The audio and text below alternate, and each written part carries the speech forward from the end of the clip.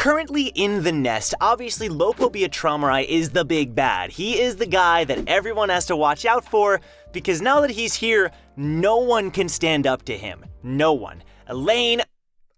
Why did I say Elaine? Evankel, Karaka, all these people, they're really strong. Elaine, no shade to Elaine, she's my girl.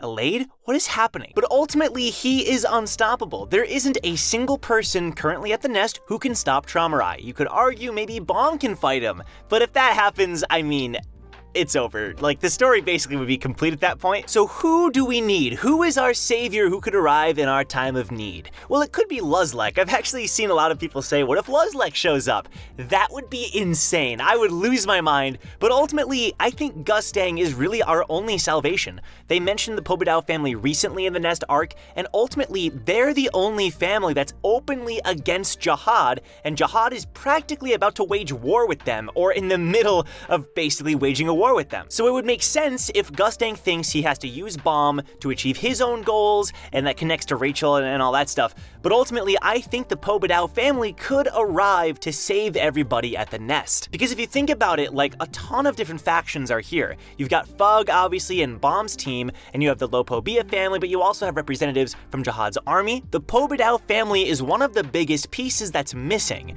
and so it would make sense for them to arrive, and of course, we need someone who can go up against Traumerei. So this begs the question, who would win in a fight?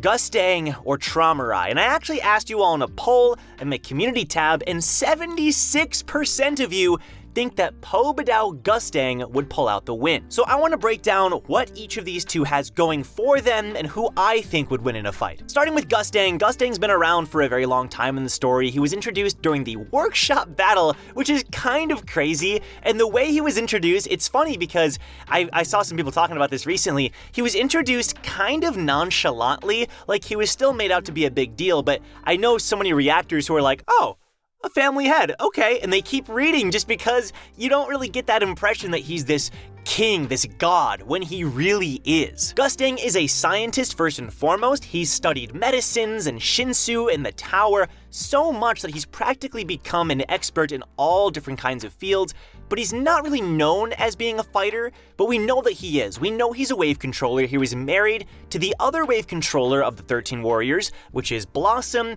and they both had a child together, Eurasia and Jihad. You heard of her? Because she was kind of the biggest deal of a princess around. We still don't know who's stronger between Eurasia N or Adori, because Eurasia N ended up getting sealed. So already, the fact that his daughter is that powerful is kind of terrifying. He has the blood of a great family along with Blossom, and I feel like people underestimate him because they just think, oh, he's a scientist, but they forget how powerful each of the family heads are. Like, yes, even if he's a scientist, I feel like it's kind of similar to Kun, right?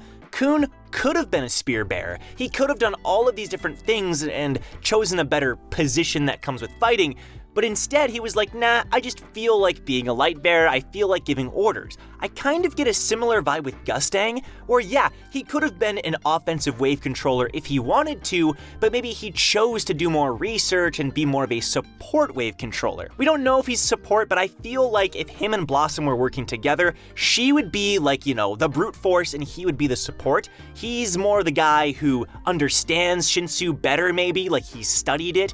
He knows all about pockets and observers. You know, he probably has spoken so many times with McSeth about all these different things, and I think these are benefits. I don't think those are like negatives against Gustang. The fact that he understands Shinsu this well and the tower this well is a huge point in his favor. And just the fact that he's studied Shinsu, he was basically the first person who basically classified it and was able to break it down, I believe, or at least he was one of the earliest ones, but I think he was the first to really like go into detail about what Shinsu is and study it, you know, which is so amazing. He's a Shinsu genius and a wave controller, and even what we saw of him, we saw he was able to wipe the memories of the Floor of Death, all the inhabitants of the Floor of Death. He was able to look at Rachel and cure her, like dead. And the fact that he has a higher ranking than Traumerei, which could just mean he has higher political influence, and Traumerei was like inactive for a long time apparently, or at least he was in hiding, so there's a lot of factors at play. The leader of the Lopobia family is the greatest and original anima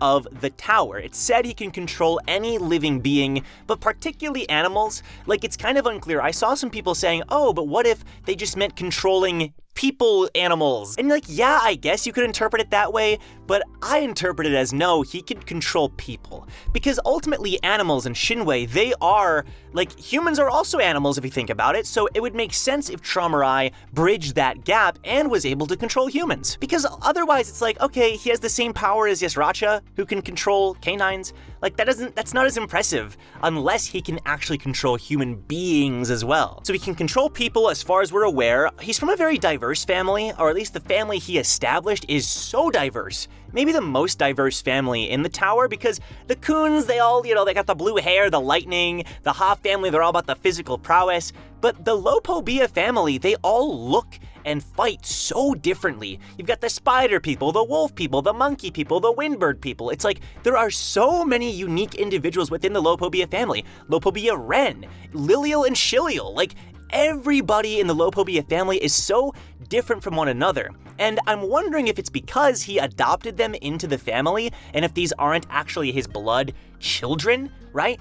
I don't know that for a fact, but that's a theory I have because of like the spider people, and it's just weird if they all came from Traumerei, unless he did like crossbreeding or cross genetics or something.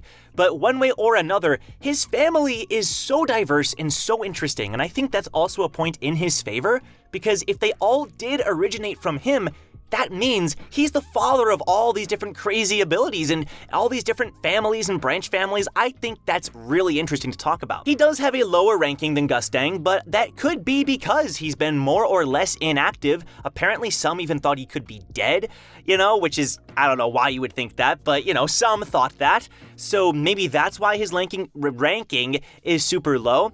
But also, I want to point out the fact that because he's kind of been slacking lately from what we see, he walks outside and he's like, oh, I'm cold and the light is too much. I'm wondering if the fact that he's been like that is going to be a disadvantage to him, because Gustang is the opposite. Gustang has been nothing but active lately, even with his research, probably with his fighting. I mean, they probably don't need to hone their fighting skills, but I do think it's worth pointing out that it feels like Traumerei isn't in the right state of mind right now, while Gustang feels like he might even be at the top of his game. You know what I mean? And he's got so many plans. Traumerei feels like he's like, yeah, I'm here. Go kill them. You can probably see where I'm going with this because, in conclusion, I actually do agree with the poll. I think Bidau Gustang would come out on top. If you've seen my live reactions, I actually had a whole discussion about this a few months ago, so maybe this isn't a big surprise, but ultimately, SIU even has stated that Gustang is like one of the main antagonists of Tower of God, or at least a very important antagonistic force. And, that to me means Gustang's gonna be around and very influential for a long time. All these different actions he's taking, they're going to matter a lot, which isn't surprising necessarily, but it's still worth pointing out that, when you look at their fighting ability, when you look at what they've been doing, and you just compare everything, I do think Gustang comes out on top. His Shinsu ability is insane, I'm sure. You can just infer from all the studies and everything, the fact that he's a wave controller. His daughter is Eurasia N. Him being more active, I don't know if that really plays a part, but it kind of does for me. I don't know, just something about it sort of sticks with me. So ultimately, I gotta give the win to Gustang, although I think it would be like an insanely close match that would probably take days to complete, and I don't think either one would really win necessarily, but if they did have to fight to the death, I gotta give it to my boy Gustang. Because ultimately also, Shinsu is so much more flexible than being in anima. Like, yes, you can, summon creatures in Shinwei, but is that flexible? It is, but Shinsu is limitless. And if anyone would have discovered the infinite potential of Shinsu, it would be Gustang, the man who not discovered it, but the man who researched it the most out of practically anyone in the entire tower. Ultimately, it would be very close, but let me know what you think in the comments down below. Who do you think would win between Gustang and Traumerei? I'd love to hear your thoughts. I can't wait to hopefully see if these two fight. I mean, this is all a theoretical. We don't even know if Gustang's gonna arrive, but thank you so much for watching. Thank you to my patrons as always. You all are amazing. And check out Towers and Gods. We're streaming the next episode tomorrow at 7 p.m. Eastern time. So much fun. I love this show. If you want to give it a shot, then tune in live and we hope to see you there. And with that being said, I'll see you in my next Tower of God discussion video. Take care.